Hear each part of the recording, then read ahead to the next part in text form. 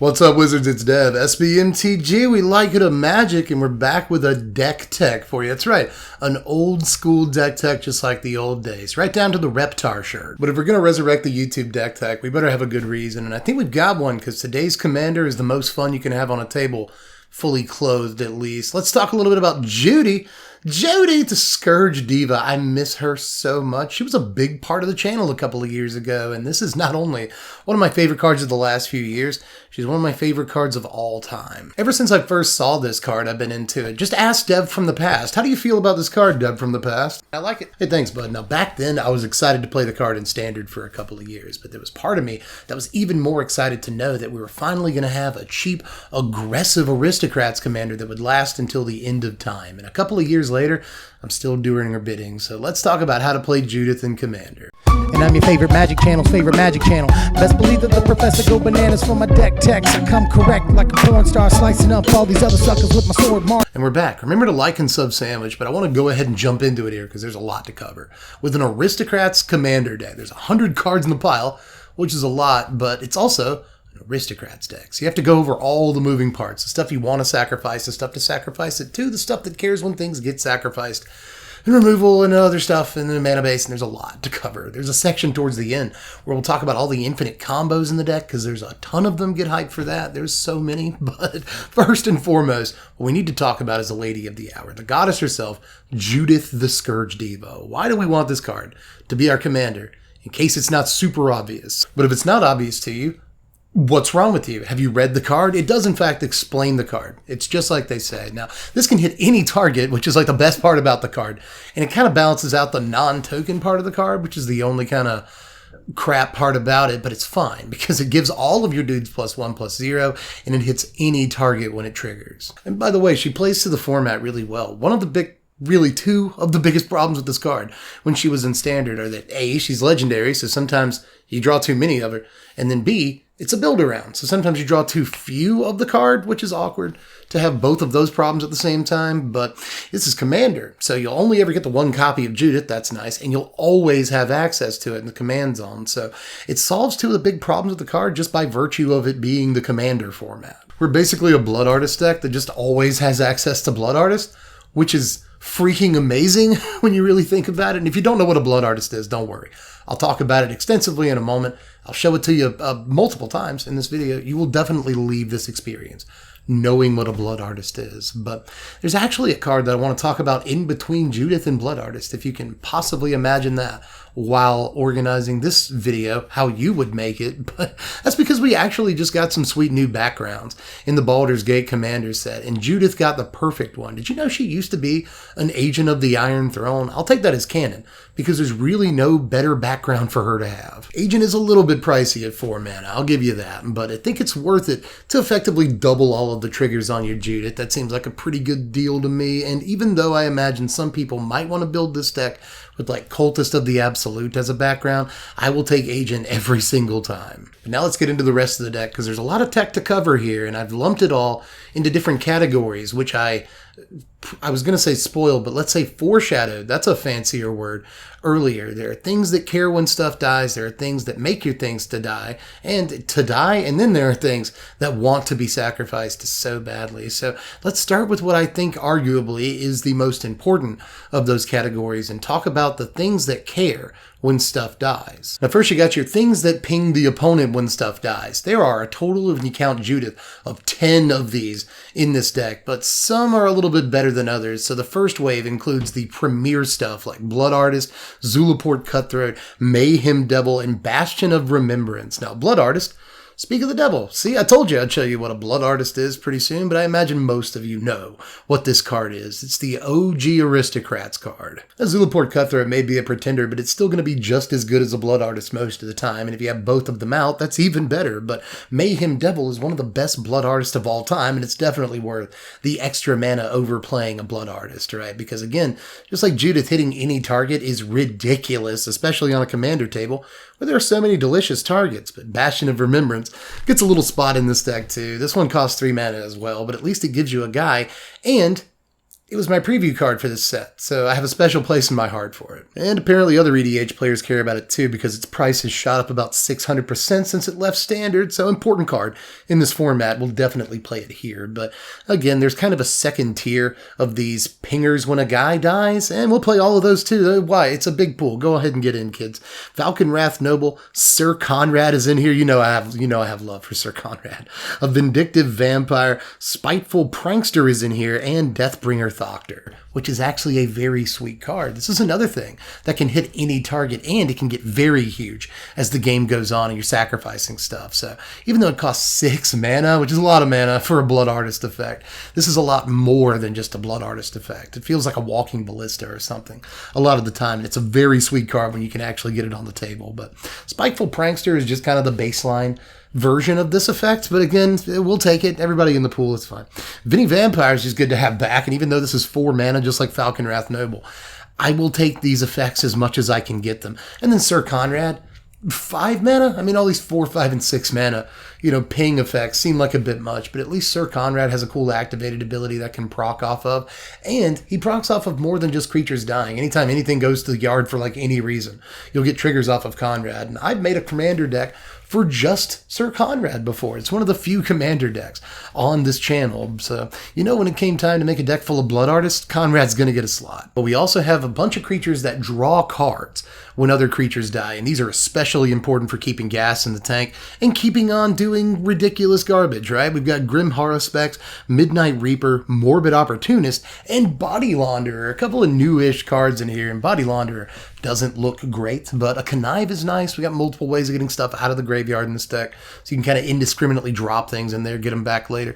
And he can get really, really big, and it's nice to rifle through your deck when stuff dies. Plenty of stuff is going to be dying, even non-token stuff. So I'll take a copy of Gomez, but Morbid Opportunist only triggers once a turn, but on a commander table, it actually means it triggers 4 times in a turn cycle, which is pretty good. But honestly, Midnight Reaper and Grim Haruspex, especially Haruspex, are the true gods of this slot. Midnight Reaper can deal a lot of damage to you, but a lot of our pingers will drain and gain us life. So Midnight Reaper doesn't hurt as much as it looks like it hurts, and it even triggers when it dies, which is nice.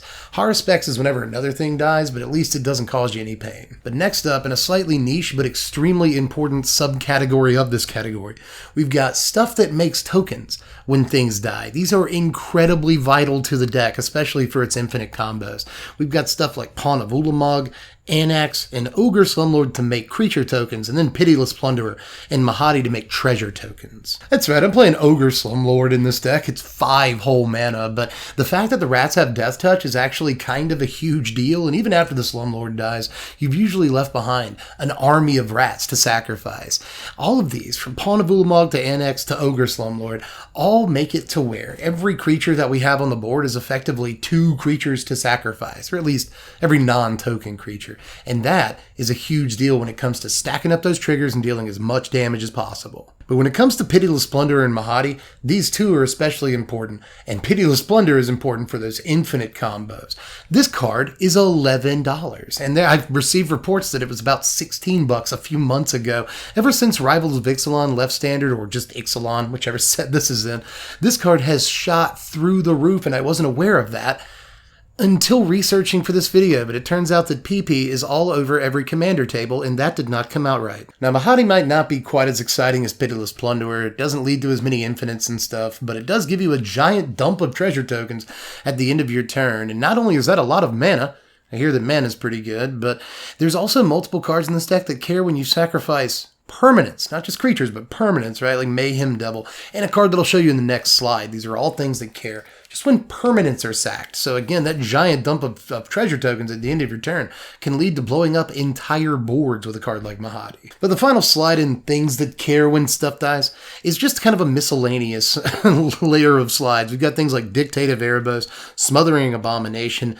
the Meat Hook Massacre. I'm sorry about the price, but it's kind of another Blood Artist, an 11th Blood Artist effect, the honorable mention of Blood Artist effects in the deck. And we've also got Jury in here, which does care when you sack permanence. So cares when you sack treasure tokens, gets huge, and you sack it, and it just 20s somebody. So it seems pretty good to me. Jury can get enormous some of the time, and then you can just fling it at somebody by sacking it to whatever. So Jury's dumb and definitely needs to be in here, but so does, regrettably, the Meat Hook Massacre. I think that if you don't want to play this card, there's lots and lots of cards we didn't play that could go in here. I didn't play Butcher of Malakir.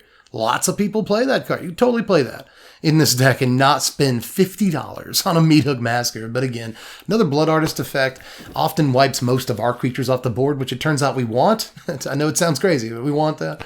A lot of them are going to be tokens. We're just going to deal all the damage in the world to everybody. So that, again, turns out is good. Sweeper effect, yes, just play the Meat Hook Massacre if you've got a copy already. Don't feel like you have to go out and buy a copy just to play this deck, though. There's lots of stuff you could play. Dictate. This is $15, which seems like a lot, but you could play Grave Pact, which is $40. So I think Dictate, if you're going to play an effect like this, it's better than Butcher of Malakir because it's harder to remove and it's 2 mana cheaper.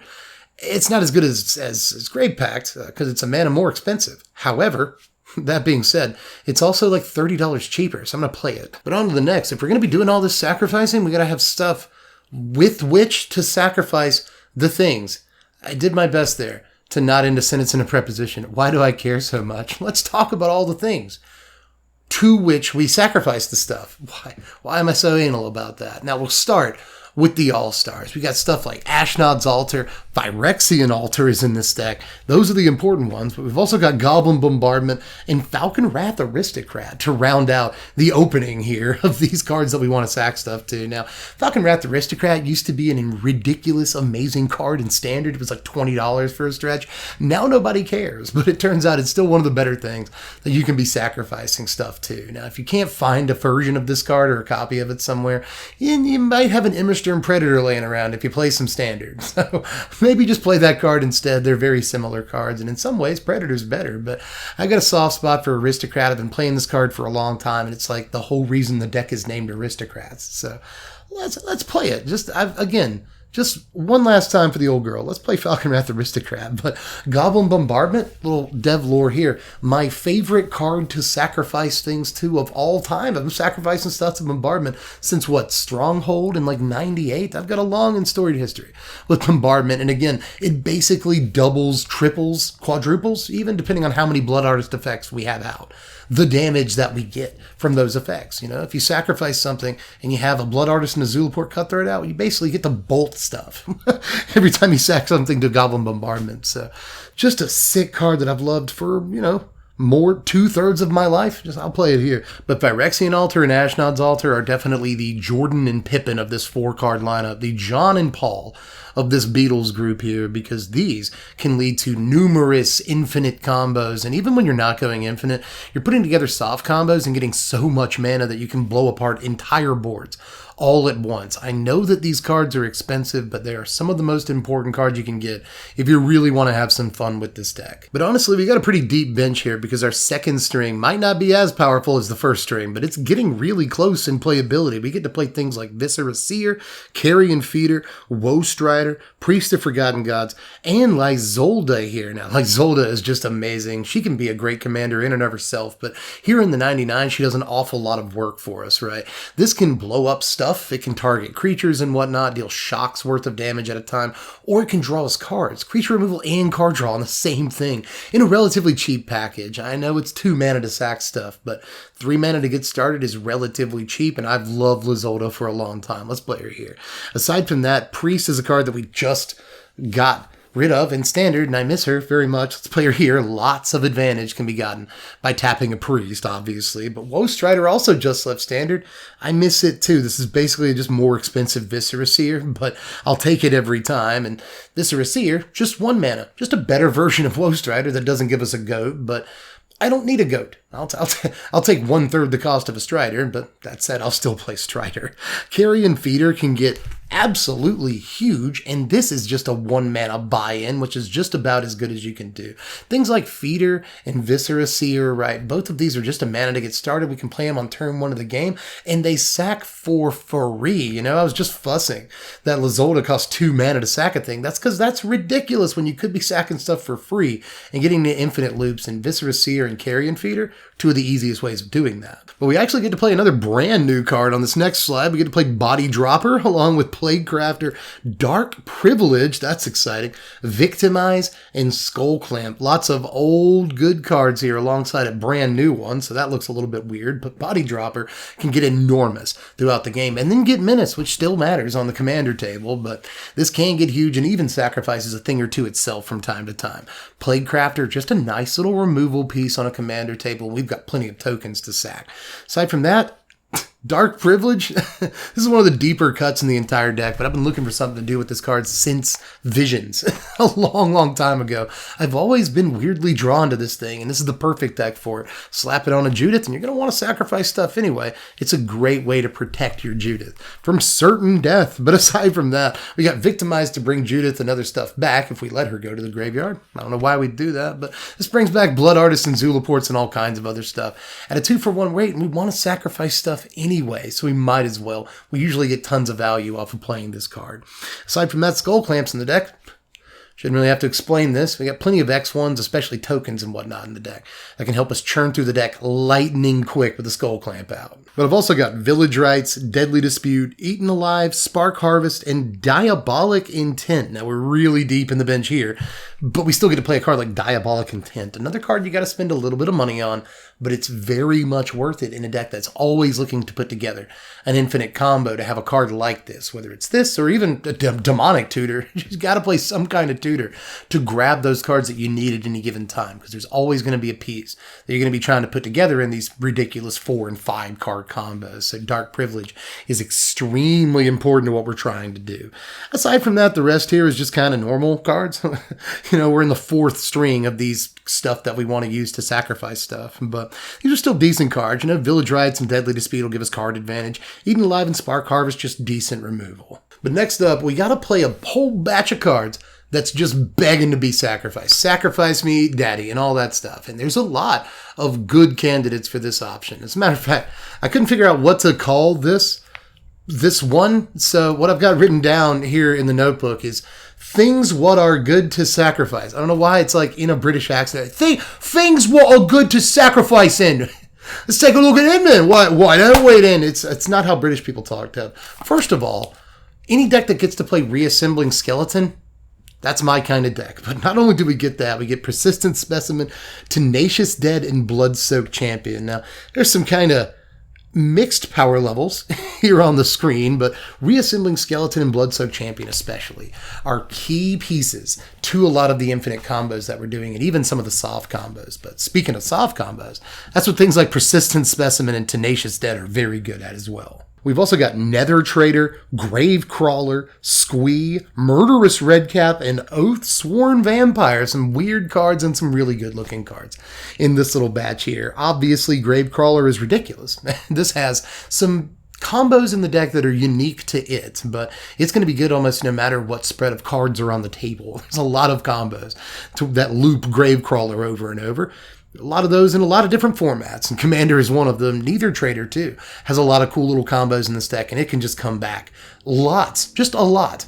And it's cool that it's got haste. Not a lot of black creatures have haste. Squee is in here. This costs an awful lot of mana to effectively reanimate over and over, but it's great against exile effects and stuff like that. And on later turns, or turns where you have lots and lots of treasure tokens from Pitiless Splendor or whatever, this can just come back 5, 6, 7, 8 times, even depending on what you got, stockpile, and just deal lots and lots of damage if you have enough Blood Artists out. But aside from that, Murderous Redcap is just kind of a utility creature. There's probably lots of ways you could use this very flexible slot here, but I've always loved Murderous Redcap. I got a soft spot for Lorwyn block cards and stuff like that, and Redcap is usually very good at dealing a lot more damage than you think it can deal. Aside from that, Oath Sworn Vampire, one of the weirdest looking slots in the deck, but again, there are some combos that are unique to this card specifically, and even if we don't have an infinite combo that this card enables on the table at any given time, we still are gaining a lot of life in this deck through all of our various drain effects on Blood Artists and stuff. So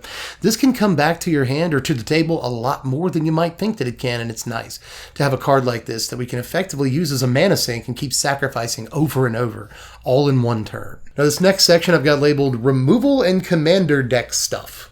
very eloquent name for a thing, but it's actually not a very long section. We play a lot of removal in our creature base and just in our 99 period without having to play cards that only remove creatures, right? We got Mayhem Devil. Judith's our commander. She can shoot any target.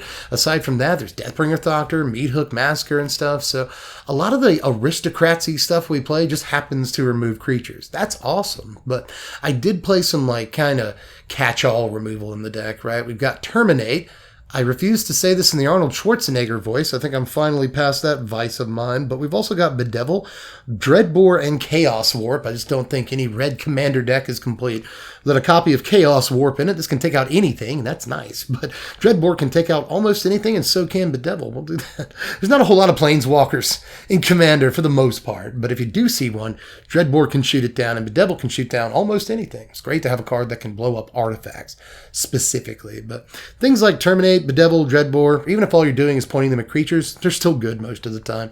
We've got Infernal Grasp, Go for the Throat, Arcane Signet, and Swiftfoot Boots here. She is a diva. Let's get her a nice little pair of boots. Maybe she'll like those. This will also protect your Judith because it turns out it's pretty easy to kill. So let's equip a Swiftfoot Boots to her. Maybe she'll last a little bit longer. But Arcane Signet is boring. That's why I use this sort of interesting art. I didn't know this art existed. That's a nice art. Aside from that, Go for the Throat and Infernal Grasp are also boring. Point and click removal, you got to play a few copies. But our final section, I guess before the mana base here, is just super miscellaneous stuff. I could not find a place for like any of this other stuff, but these are some of the just splashiest, stupidest cards in the deck. And I would say that most of these slots are pretty flexible.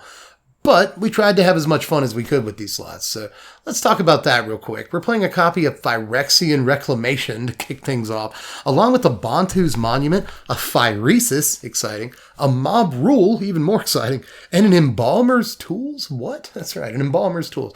You may have noticed that we have a ton of creatures in this deck, or at least some number of creatures, that have activated abilities from the graveyard. We have 3 or 4 of these, and if we have an Embalmer's Tool out, not only can they sometimes lead to combos that go on forever but aren't quite infinite, but sometimes they lead to literal infinite combos. So I felt like it was worth using a slot on tools in this deck. Aside from that, there's Mob Rule, which can just grab most of the creatures on the table if you choose the second mode, or it can grab all the big guys, swing in, sacrifice them to your carrion feeder or whatever. It's just good times, good times. Mob Rule is just a sick card, and it effectively equates to a sweeper some of the time against some commander opponents. But whether you're grabbing all the big guys or all the small guys, you're going to have a good time. I can pretty much promise you that. Phyresis, you can just throw this on, say, a Mayhem Devil or a Judith, right? And suddenly you'll just win the game. But either way, Bantu's Monument next. This feels like a Blood Artist, but it's whenever creatures come into play. It celebrates life rather than death. And I respect that about it, but there's plenty of infinite combos with this thing as well. And the fact that it makes black creatures cost less mana, super beneficial considering most of the creatures in this deck are, in fact, black. So it's really good in terms of efficiency and adds more damage to the pile. That's always good. Aside from that, Reclamation. Aside from Victimize and Agadeem's Awakening in the mana base, this is the other big way to get stuff out of the yard, and it's probably the best way to get stuff out of the yard. You know, again, we're draining a lot of life, we're gaining a lot of life, so we should have some life to throw around to Reclamation unless we are the target at the table at the moment. We should have some life to spare, and being able to bring back a Blood Artist or a Cutthroat at will or Mayhem Devil at will with this card, and usually play it in the same turn because it's reasonably cheap to use, is just an indispensable superpower for this deck. I know it looks like a deep cut, but this is an important card to have access to. But let's take a look at the lands, which is usually a pretty boring thing to do, like in a standard deck or something, but this deck gets to play a lot of fun utility lands. So let's look at a few of those to begin with. We're playing a copy of Phyrexian Tower. I get to play this card for the first time since 1998. I'm happy about that. But we've also got a Cur Keep and High Market, which is where Snoop Dogg gets his papayas at the High Market. But Phyrexian Tower and High Market are great because they can just sacrifice dudes. They just tap to sack dudes. And one of them you get life, which is, I guess, fine. But with Tower, there's a reason this card costs a little bit more, right? This gets you mana, which is very good. Again, I hear people tell me, 27 years of Magic, and one thing I've gathered is that mana's pretty good, but Cur Keep, this generates creatures for you to sacrifice. And there's a few different lands we could play like this, but I actually think Cur Keep is the best. It might generate 0-powered dudes. You don't care. You're sacrificing it. You're blocking with them, letting them die, and getting death triggers and stuff off of them. You don't care. You're not attacking. You might. Again, Judith is aggressive. She gives all your dudes +1/+1/+0. So I guess in that case, Cur Keep does pop out 1-power dudes. Look at that. We fixed it. We broke Cur Keep, everybody, but still, this is mostly going to pump out dudes for you to sacrifice. Aside from that, there's some mono black lands in this deck that are really, really good utility-wise. We've got Malakir Rebirth, Agadeem's Awakening, Takenuma, and Memorial to Folly all in here. Malakir Rebirth can save an important creature when you need to do that the most. It's only 1 mana to do it, sure. Agadeem's Awakening gets a bunch of creatures back at one time. Let's do that. Just getting back a Mayhem Devil and a Blood Artist, good enough on most tables. Aside from that, though, Takenuma gets 1 guy back for a lot of mana, but it's usually still worth it to play. And Memorial Folly gets 1 guy back, also for a fair amount of mana. But it feels like a Takenuma that you play to the table, rather than keep in your hand. I don't know. They're both good cards for getting dudes back. But aside from that, we've got some nice black-red utility dual lands in here. They're not really utility, they're just dual lands. We got Luxury Suite, Smoldering Marsh, Graven Cairns, and Dragon Skull Summit to start things out here. All of these create both black and red mana that go into the deck, and they're all reasonably cheap, except for Luxury Suite and Graven Cairns, but they're still good. They're still important. Aside from that, Blightstep Pathway, Tainted Peak, Sulphurous Springs, and Bloodfell Caves. Sulphurous Springs, actually the most expensive non-Phyrexian tower land in the deck, which surprised me. This card's been printed so many times it really should be cheap, and hopefully it gets another reprint in Dominaria United. That's a prediction of mine. Don't tell anybody. I hope we get it. But aside from that, Sulphurous Springs is just a sweet little card. Make sure you get the art from Phil Foglio with the little demon chilling in the hot tub. It's a good one. Get it. But anyway, Bloodfell Caves, Tainted Peak, both very cheap. Tainted Peak, much cheaper than it has any business being. Pick this card up. And Blightstep Pathway, more expensive than it really should be, but will probably get more expensive. And to finish the lands, we've got a Riveteer's Outlook, an Evolving Wilds, and then some Swamps and Mountains and whatnot. 9 of each, to be clear here, because it turns out there's a lot more black in this deck than there is red, all things considered, but we also have a lot of black utility lands like Rebirth, Awakening, Takenuma, Memorial to Folly, so we need to play about even in terms of basics here. Now, this is a fairly budget mana base that does have some expensive lands, but still, I obviously didn't go completely out of control here and play like Badlands or anything, but if you do have some more expensive or some cheaper dual lands in red and black, feel free to throw those in instead of some of the picks. But now that you got the deck list down, let's look at some combos real quick, because that's something to really get excited about. Personally, I like the pizza flavor, but I'll also get nacho cheese from time to time. Okay, now let's look at some Magic the Gathering combos that exist within this Commander deck. Now let's start with an Ashnod's Altar combo setup with Pitiless Plunderer. If you have these 2 cards in play, you can do an awful lot of things. Again, Pitiless Plunderer is especially pivotal to a lot of the combos in this deck that involve either altar, whether it's Ashnod's or Phyrexian. But with Ashnod's Altar, if you sacrifice a creature with Pitiless Plunderer in play, you get the 2 colorless mana from Altar, and then a treasure token from Pitiless Plunderer. So, if you have these 2 cards in play and you plug in a Blood Artist effect, whether it's Artist herself, or Judith, Mayhem Devil, Vinny Vampire, really any of those things, and then you plug in, along with those 3 cards, a Reassembling Skeleton, or a Blood-Soaked Champion, or any number of some of the other cards in this deck that can come back from the graveyard for a mana cost.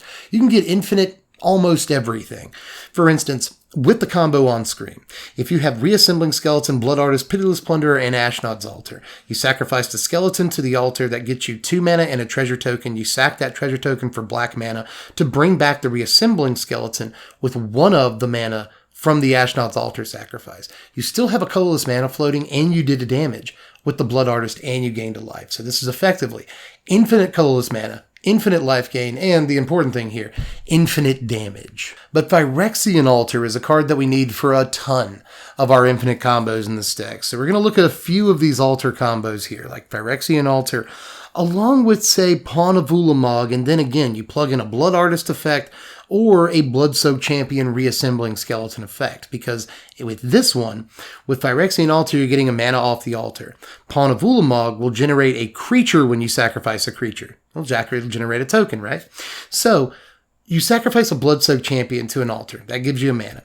You sacrifice the resulting token to the Phyrexian Altar. That's another mana. That's 2 mana. That allows you to bring back Blood-Soaked Champion. And the whole time you're getting Blood Artist pings. So that's, again, effectively infinite pings on this string. And countless setups like this exist. If you have, say, a Phyrexian Altar and anything that makes creatures when it dies, like, say, a Pawn of Ulamog, along with the Pitiless Plunderer, then you can make Neither Traitor come back over and over and over. If you have a Phyrexian Altar and an Anax, you can make a Gravecrawler come back over and over with that extra mana, right? Because you're effectively generating 2 mana, right? One from whatever the Gravecrawler that you sacrifice, and then one from the resulting token. You can even use just Phyrexian Altar along with Reassembling Skeleton and Embalmer's Tools. One of the reasons that Embalmer's Tools is in the deck, and a few different combos like this exist with skeleton-like creatures and tools in the deck, along with cards like Altar. But this one is one to look out for because it's only 3 cards, and a lot of these are 4 cards. But another good 3-card combo in the deck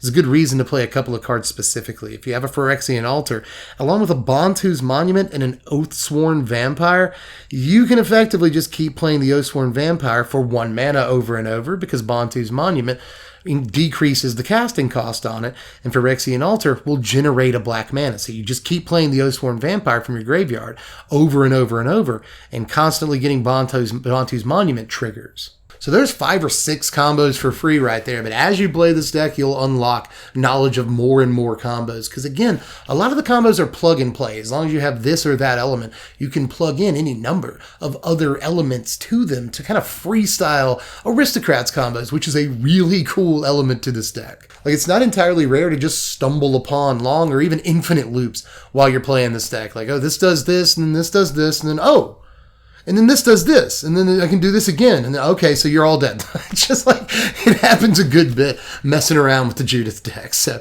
I hope you get a chance to try this one out. It's actually not much more expensive than the average standard deck. It's only about $300 to put this together, Meat Hook Massacres and all, and that might be the most expensive card in the deck, but there's still Diabolic Intent and a couple of other things like Phyrexian Tower, Dictate of Erebos. They're like $15 each, but you're not breaking the bank too much to build this thing, and honestly, it even costs less than the average highly powered standard deck that I cover on this channel a good bit, or at least used to. You gotta start doing more deck techs. When Dominaria United rolls around, we will bring back the standard deck tech, I promise you. How dated is that part gonna feel in a couple of years when people go back and watch this Judith deck tech because they just see it and they're recommended, like, oh, I like Judith, that's a good deck tech. Oh, 2 years ago, cool, we'll see what it is. And then I mentioned Dominaria United comes out. That's gonna feel weird, but that's the future and this is now. I hope you enjoyed this blast from the past. It feels like now. This deck techs used to be the bread and butter of this channel, and I would really like to get back to that because I love my roots. I really miss doing deck techs. They are pure joy on this channel, and I hope to do a lot more of them and even more commander deck techs in the future. So down there in the comment section, let me know what commanders we should talk about here on the channel because I'd really like to get into that. But when it came down to doing our first deck tech in a while and our first commander deck tech in forever, I knew Judith had to be the one that we did first. And when I put it on the Patreon poll, Judith was the only deck tech option, and all of the patrons immediately flocked. This thing got like 40% of the vote in a 4-option poll. So a lot of people were excited to see the Judith deck tech. And I hope that all of you who did vote for it enjoyed it. And all of you who aren't patrons and didn't vote for whatever, I really hope you enjoyed it too. Also, hope you're considering being a patron. It's just $1 a month to vote on stuff, but that's enough of that pitch. Thank you very much, Dev. I hope that you enjoyed this one, though. Just let me know all the different stuff that you would play. No, I didn't play Cauldron Familiar Witch's Oven. I know that people play that in Commander in specifically this deck, but I didn't end up on that, and I didn't end up on a ton of other cards that people play here. So if you played Judith in Commander or a deck like it, then let me know in the combo section. Sure, let's call it the combo section. Let me know down there what you like to combo off with in your Aristocrat stacks on the EDH tables. But that's it for this one. It feels good to be home. I was cleaning out the closet the other night. I've actually just cleaned the office. You guys would be proud of me. It looks really good in here. And I found a copy of Judith, and all the memories just came flooding back, and I knew that I wanted to do a Commander deck tech for this card. It's like, oh, we did this in Standard, but that's boring, right? Commander, you get to choose from all the cards in Magic for forever. So that'll be a fun exercise, and it was. This is a really fun deck to put together, and I had a blast messing around with it. So I hope you get a chance to do the exact same. But that's it for this one, guys. I'm going to start editing now, and I'm probably going to stream me editing this deck tech. Something I've been talking about for a while, but I haven't actually done yet. So if you want to be part of this Twitch streams, you're probably not going to get a chance to see me editing this, because you'll be watching this after I do that, and that's how time works. But if you do want to see me play some Magic or maybe even some other games, one of these days we'll get Binding of Isaac to work. I'd really like to play Binding of Isaac on stream. I would love to do that. But if you want to see me play stuff and talk about things, then head on over to the Twitch channel. It's twitch.tv/SBMTGDev. But again, with the self-promotion, I'm done with it for now. I hate doing it, I promise you. But that's it for this one. Just again, let me know your thoughts down there in the comments section. If you get a chance to build a deck, let me know how you like it. And especially, let me know what I didn't put in that I should have put in. But that's it for this one, guys. I'm Dub from The Place. Thanks for watching, Wizards. Make sure you spread love and be kind.